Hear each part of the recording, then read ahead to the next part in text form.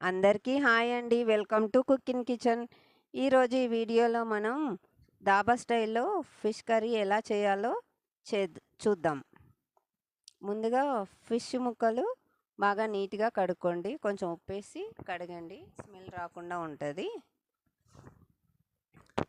కొంచెం వాటర్ వేసి కొద్దిసేపు ఇట్లా ఇట్లా అనేసి కడగండి. ఇప్పుడు కొంచెం ఉప్పు, పసుపు, మిర్చి పౌడరు, కొంచెం ధనియా పౌడరు, హాఫ్ ముక్క నిమ్మకాయ పిండి, కొంచెం మసాలా అవన్నీ వేసి ముక్కలకు పట్టేలా బాగా కలపండి. అలా కలుపుతూ ఉండండి. అన్ని ముక్కలకు పట్టేలా కలిపేసి మూత పెట్టేసి పక్కన పెట్టేసుకోండి.